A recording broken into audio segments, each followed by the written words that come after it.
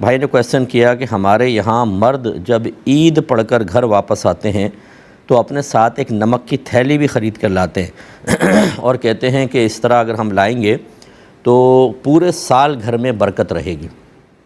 کیا حکم شرع ہے؟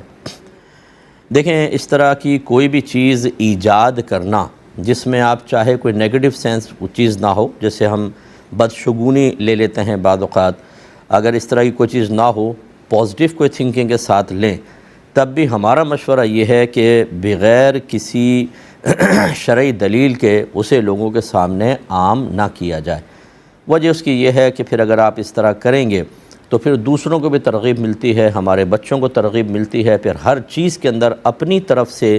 وہ ایک فائدے کا پہلو نکال کر اور وہ عام کرتے چلے جائیں گے اپنی واہ واہ کے لیے، یا اس لیے کہ بعض لوگ کریڈٹ لیتے ہیں، دیکھو سب سے پہلے ہم نے شروع کیا، تو اس لیے پیچھے دلیل چاہیے ہوتی ہے۔ یہ جو نمک لے کر آئے، اس کی کوئی شرعی دلیل ایسی نہ میری نظر میں ہے، نہ ایسا ہم نے کوئی بات پڑھی کہ نبی کریم صلی اللہ علیہ وسلم نے اس طرح کی کوئی بات بیان فرمائی ہو۔ ہاں، یہ ضرور ہے کہ رحمت کونین صلی اللہ علیہ وسلم جب عید پڑھ کر آتے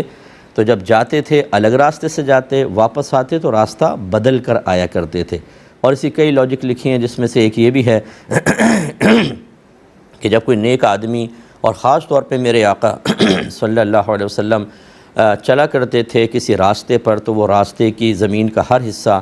فخر کرتا تھا، اور سرکار ذکر بھی کرتے تھے تو وہ تمام حصہ زمین اس پر گواہ بنتا تھا، اس لیے سرکار چاہتے تھے کہ میں جاؤں ایک راستے سے واپس دوسرے راستے سے۔ اس طرح کی کوئی چیز ہو تو ٹھیک ہے، یہ نمک کی تھیلی کا کوئی نہیں ہے، تو اس لیے یہ اپنا حسن ظن قائم کر لینا، یہ تو پھر ہر ایک میں ہوگا۔ ایک پتھر لے کر آئے گا، کہے گا میرا حسن ظن ہے، جو پتھر اٹھا کے گھر میں لائے تو اس کے گھر میں کوئی بیماری نہیں ہوگی، تیسرا کچھ لائے گا، چوتھا کچھ کرے گا، جو ہمارے مسلمانوں کی اکثر عادت ہے۔ اس لیے خدا را اس قسم کی چیزیں اگر شرعی دلیل سے خالی ہوں اپنے گھر میں رائج نہ کریں، ورنہ ایک تو آپ